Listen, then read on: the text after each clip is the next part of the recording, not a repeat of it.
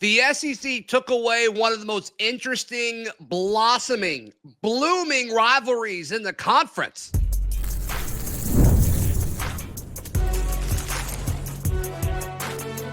You are Locked On College Crossover, part of the Locked On Podcast Network. Your team every day. Yes, welcome on into this special crossover edition of Locked On Auburn and Locked On Ole Miss. I'm Zach Blackerby of Locked On Auburn. He is Stephen Willis, host of Locked On Ole Miss, and we'll talk about the college football playoff and college football as a whole and the conference and all that later in the show. But just when the Auburn and Ole Miss rivalry was getting good, I mean, we've played for years, Stephen, and just when it got really interesting, the SEC said, nope, not anymore. Nobody in the state of Mississippi is going to play anybody in the state of Alabama. Done with that. And I just think the timing is super unfortunate. Yeah, it makes no sense whatsoever. None. One of the funniest things at media days was Lane Kiffin looking at Hugh Freeze and kind of treating him the way he used to treat Jimbo Fisher. And that the fact that there is no football game going on means that fan bases on the Auburn side and the Ole Miss side, they don't get the benefit of what could be a lot of fun. Now, Lane Kiffin took on Auburn early on in his career. In that last game on the Plains, it was fun. But that was before Hugh Freeze started trying to poach every single coach from the Ole Miss staff. That was before he became a real force in the state of Mississippi recruiting, and all of the things that would make a rivalry fun. Now there's no football game to back it up, and that honestly that ticks me off a little bit. Yeah, I wonder if that's part of it. I wonder if it's, we're not playing them so I can publicly poke them a little bit. I don't know if Lane Kiffin really strikes me as the kind of person who would care about that one way or the other, but maybe that's part of it. I mean, I'm assuming, obviously Lane Kiffin was tied to the Auburn job. Now, whatever story you want to believe, that's fine, whatever. One of them has to be true, by logic. I think there has to be some sort of interest by both sides for it to get to the point we were at, who turned down who or whatever. I'm not sure. But as far as everything since then, even the Towns Magoo thing where, okay, Lane Kiffin's tweeting out that, he's getting the Auburn high school kicker. And then, Hugh Freeze apparently, dropped a bag to make sure he stayed home and all of that. There's just so many little storylines like that, Stephen, between these two schools, and we're not playing each other on the football field. It's a total bummer. Yeah, it was the Jake Thornton stuff first, and then it went to the Derek Nix stuff.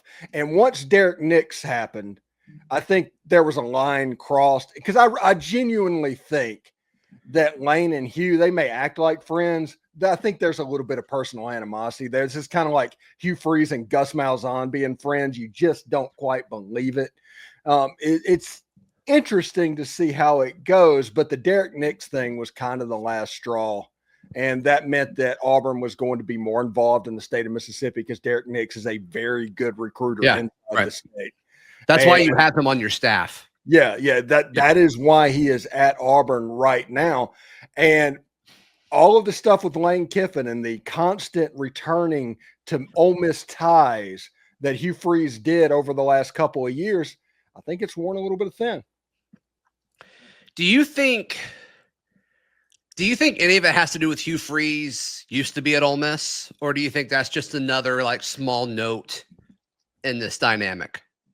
I don't think so, because before Hugh Freeze, Jimbo Fisher was the whipping boy. Every single year, SEC media days, Lane Kiffin would take a shot at Jimbo Fisher, whether he's buying $21 million recruiting classes or something like that.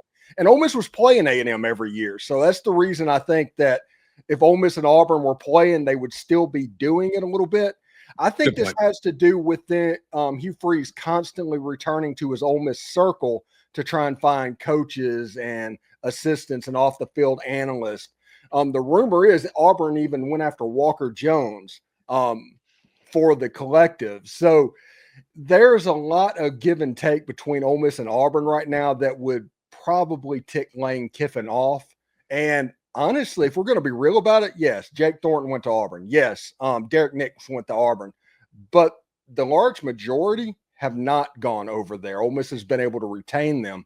And a lot of that has to do with this personal mission. It's like, hey, we need to be watching what they're doing over on the plains a little bit because they're always looking for Ole Miss as a part of their staff. Well, yeah, I mean, and other schools are going after Ole Miss. Yeah, I mean, yeah. y'all just lost some people to LSU, if I remember correctly. Like, yeah, I mean, they're doing it now. So Brian Kelly's going to become the whipping boy. I mean, that's part of it. year. I mean, yeah. Look, and I don't think you'll disagree with me, but like what they've done at Ole Miss over the last few years, historically, like they're overachieving, and now they're in a situation. I mean, I watch your show a ton. Like the shows you've done for the last 20 months or so. I mean, you're talking about the playoff, and it's Ole Miss, and like there's a lot of things stacked against you at Ole Miss, and that's just part of it. And a lot of schools have certain obstacles that they've got to overcome, and Lane Kiffin's done a great job of doing that at Ole Miss. And so when you do that, you do lose guys for sure. Now, some of it I think has to do with Hugh Freeze and relationships, and he's got relationships with these guys too, and also has the ability to offer some of these guys a better situation, maybe better pay. And then that's obviously what LSU was able to do with some of these recent guys that they've been able to get from Ole Miss, but that's always part of it. Like when you're successful, you lose pieces. So because they can get jobs at other places that might be better. That's just part of it. I don't think all of it's personal like we want to make it out to be, but it still all goes back to this main thing of it stinks that Auburn and Ole Miss aren't playing football right now. Well, yeah, honestly, and Auburn would not even be looking at Ole Miss unless Ole Miss was having success. And 3 10-win seasons over the last 4 years. Yeah, 100%. That has gotten the attention of absolutely everybody. But you're right. Ole Miss and Auburn not playing football games every year. Listen, when I was a young boy, way back in the Stone Ages, Ole Miss and Auburn didn't play every year. Yeah. They didn't. It wasn't until like 1992 when they first went to divisions that Ole Miss and Auburn became an every year thing. And over the course of time, it went from a barely played rivalry to something that every year to where animosity has been built up. Coaches go back and forth. The Tuberville thing happened way back in the day. Sure. And there was animosity built up on the Ole Miss side towards Auburn because of that. And recently, there's animosity going the other way because of the success is going on, and there's no football game to play. We can't settle it. There's no emotional outlet. We just got to let it stew and simmer for a little bit. Before we move on to like talking about, what actually is going to happen instead of these guys not, our teams not playing each other. What do you think was the craziest Auburn Ole Miss game? Is there one that stands out to you just quickly? There was the game in 2021 or 2020. I forget which one. Malzahn was at Auburn. It was the game where the Auburn player touched the ball and it was a touchdown, and Ole Miss ended up losing that game. That was pretty wild because an official just completely took over that game. I think if you go back to like 1992 or 93, I mean, this is way back when. There was like a 14-10 game that included a 95-yard interception return by an Ole Miss linebacker for Ole Miss to win that game. That was a pretty weird game. And there was the Tuberville game when he first got to Auburn where Ole Miss was just not going to lose that game. It doesn't matter. Ole Miss was going to win that game because of the way it went down. Those are probably 3 that stand out to me. There's the Ben Obamanu dropped pass in 2003. That's right. Yeah. So got to mention 2014. I mean, one of the craziest, most painful ending with Laquon Treadwell breaking is literally like at the quarter-inch line. I mean, unbelievable. And then what happened with the local paper and their headline, finding a way after that to kind of add to that story. Yeah, it's interesting. That was a crazy game. It was nuts. And by the way, Nick Marshall was criminally underrated as a quarterback for Auburn. Sure. Yes. Well, agreed for sure. All right. Biggest game this season, and hey, how they might impact the entire SEC and Auburn and Ole Miss. That's next right here on Locked on Auburn and Locked on Ole Miss. Today's show brought to you by our friends at Game Time. Stephen Willis, can you imagine buying a ticket, whether it's to a concert or to a sporting event, anywhere other than with our friends at Game Time? I couldn't. I could not. I actually used one of the other services to go see Ole Miss in Alabama in 2014 and got absolutely gouged. I wish Game Time was around for that game because it would have made all the difference in the world. Yeah, you would have saved some money. You would have known exactly what the view from your seat looked like. And if you're not a planner or if you get a wild hair, you can save up to 60% off your tickets up to 30 minutes before first pitch or the start of the concert, whatever the event may be. So download the free Game Time app. Use code LOCKEDONCollege to get $20 off your first purchase. Once again, Locked On College, all one word, no spaces. Locked On College for $20 off your first purchase in the free Game Time app. Last minute tickets, lowest prices guaranteed.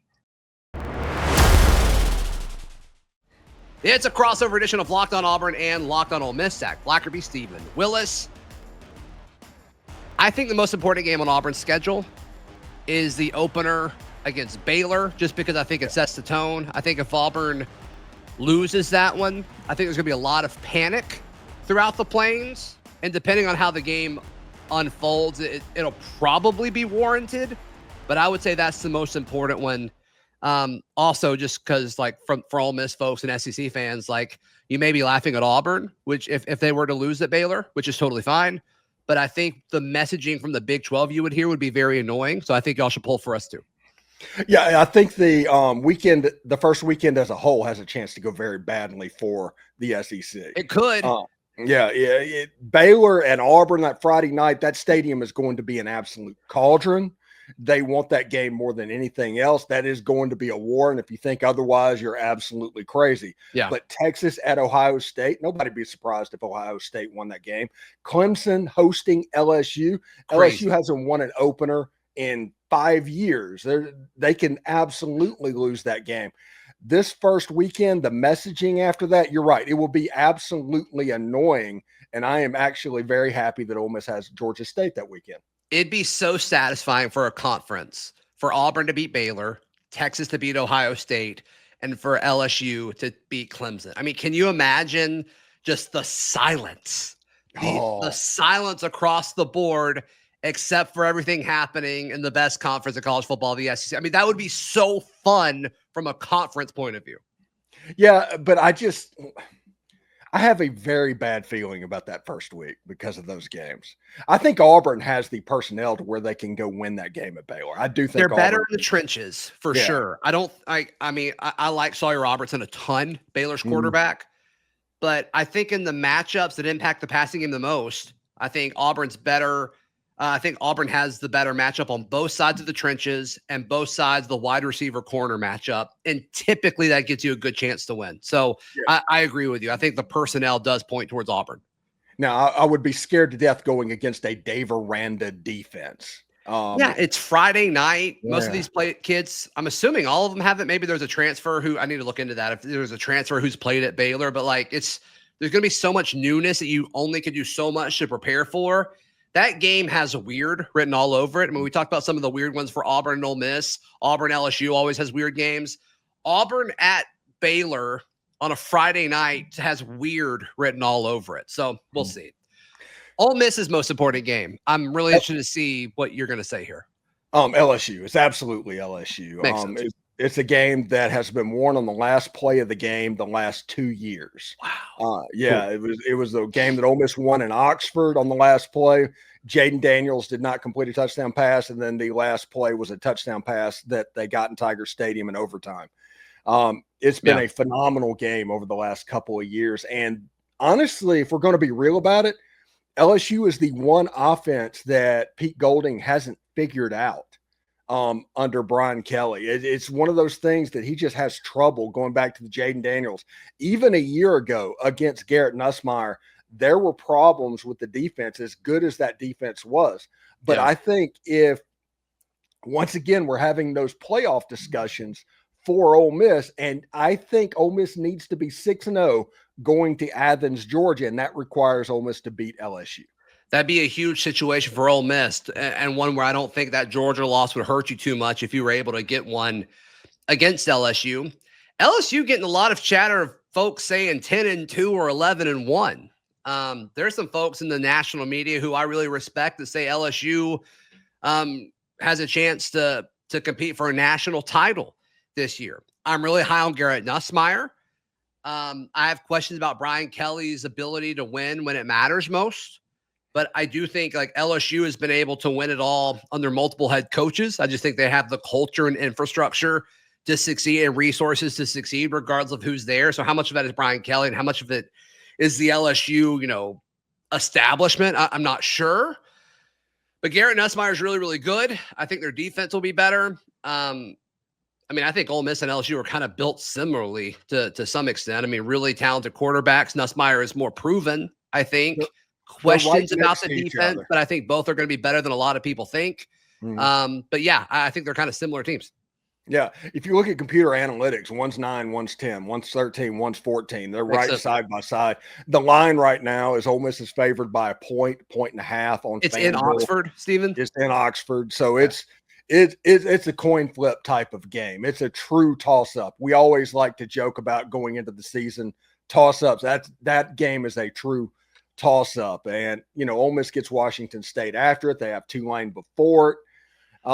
But they have to be 6-0 going to Athens, Georgia, because after what happened to Georgia when they went to Oxford last year, I have a feeling the Bulldogs are going to be ready to play.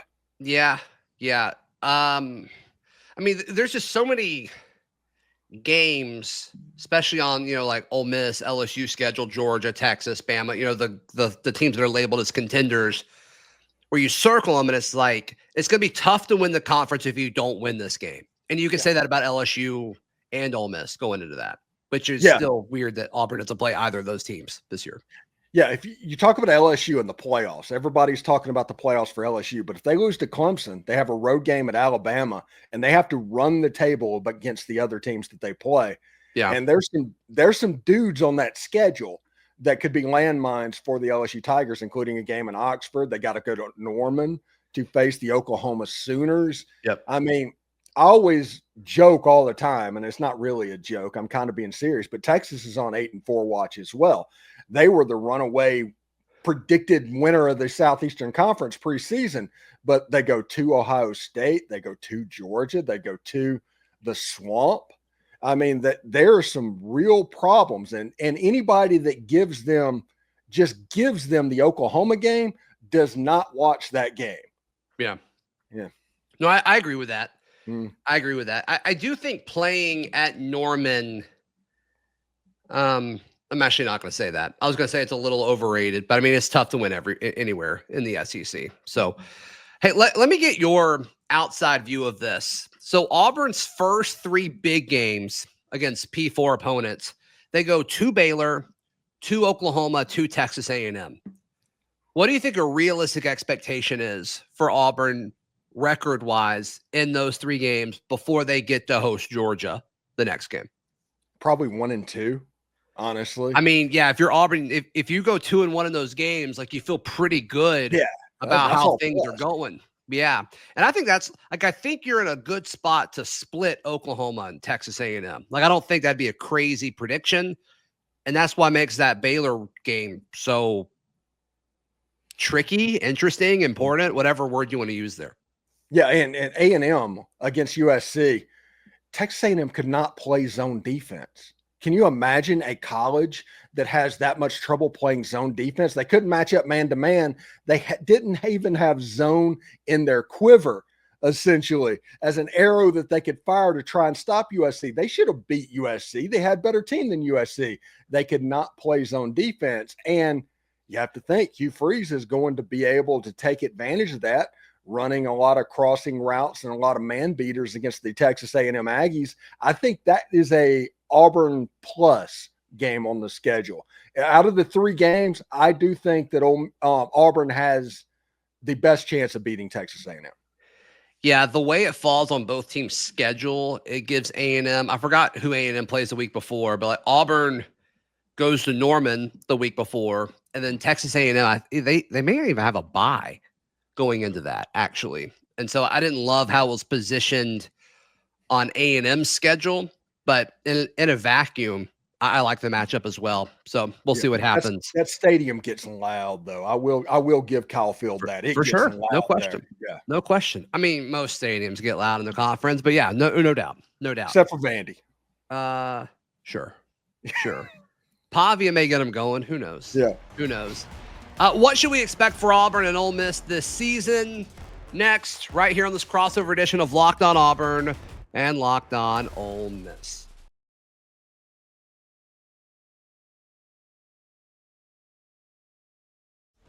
Thank you so much for making our shows your first listen every single day. For your second listen, go check out the other person's show if you want. Or Locked On SEC with Chris Gordy. You've got Locked On College Basketball down there, Steven. Those guys do an outstanding job as well. The Portal with Brian Smith. We both have Brian on our show a ton. Respect his knowledge for sure. I'll let you lead this segment off. What should people expect for Ole Miss this season in regards to their positioning in the SEC? Well, everybody's going to focus on Jackson Dart leaving and all of that stuff. And it makes sense because that's the way that college football was followed for 50 years before the transfer portal. Ole Miss, though, plays 9 games in the state of Mississippi this season. One of their road games is at Kentucky, which we all know what happened a year ago. But then there's at Oklahoma and at Georgia. That's the problem spots on the schedule for Ole Miss back-to-back weeks. They have home games against Carolina, Florida, and LSU. Lane Kiffin at home over the last 3 years, lost 3 home games or something like that. If everything just goes chalk, that says 11-1 because Ole Miss is going to be favored against every team they play except for the Georgia Bulldogs. But I do think that one of those games, I think that Oklahoma game is the landmine game on the schedule. It's the week after the Georgia Bulldogs game. I think 10-2 in the playoff is actually on the table for Ole Miss this year, even though they didn't make it a year ago. So let me just ask the question. If they go 9-3, they went 9-3 last year, correct? Yeah. If they go 9-3 again and they just miss the playoff, what's the narrative around Ole Miss?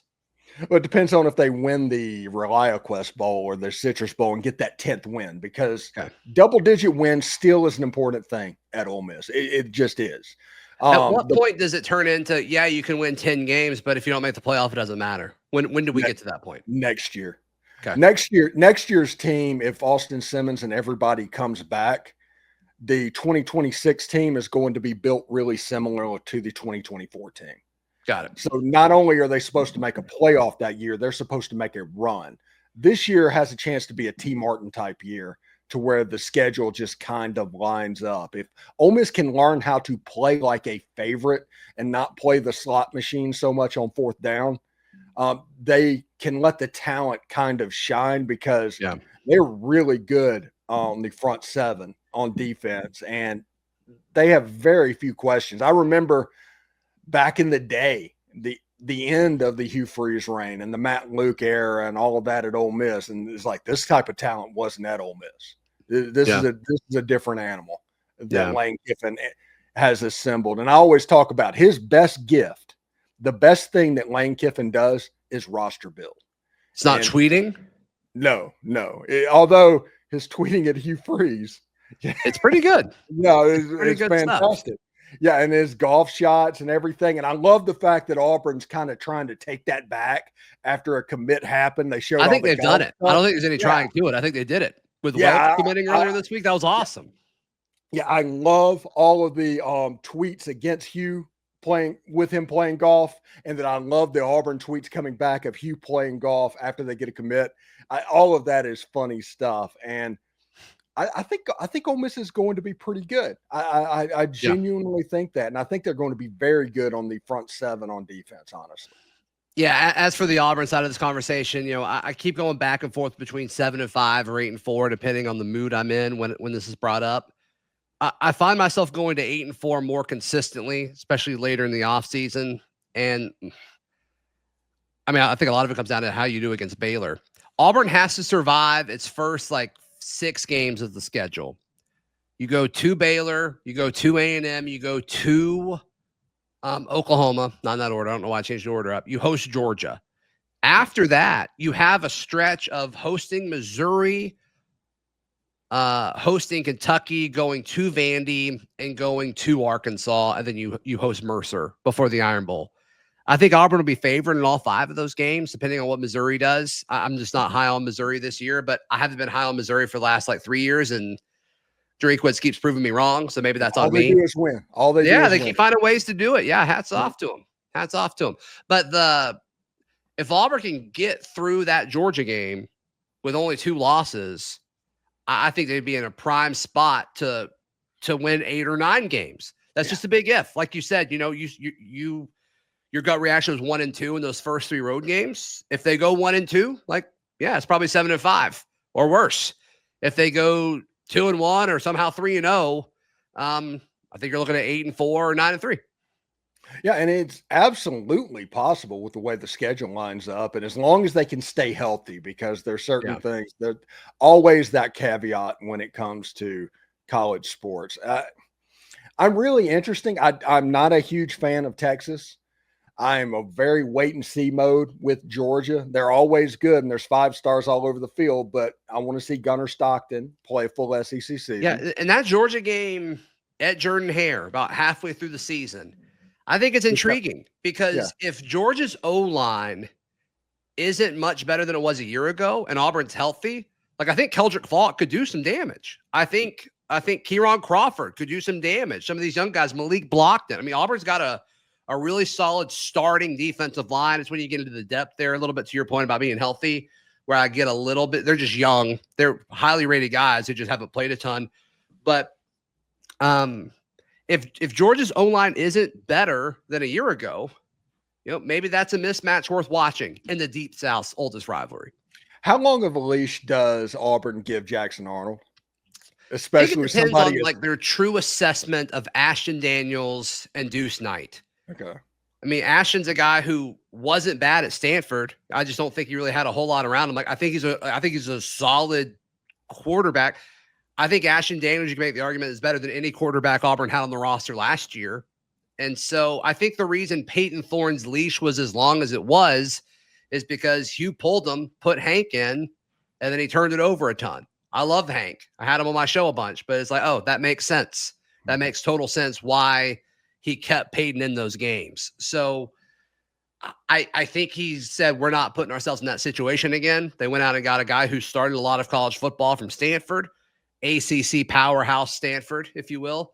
And then obviously, Ole Miss folks are aware of Deuce Knight. Very, very talented guy from Mississippi.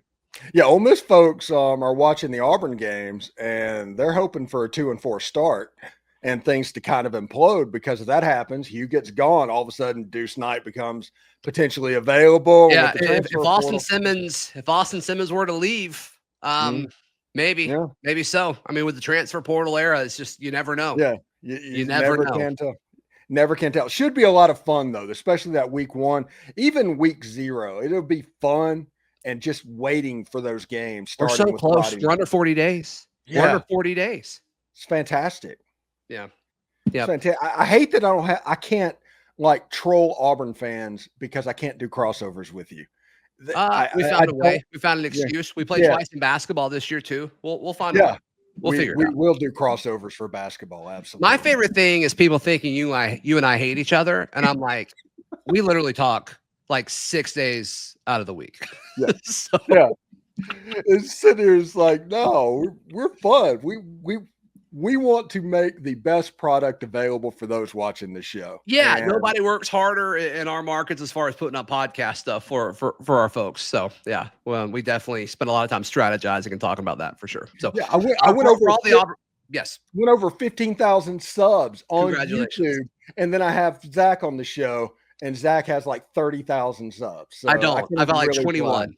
I've got 21. My goal is 22 by the start of the season. We're 900 or 90 away or something like that. So we'll see. We'll see what happens. Yeah.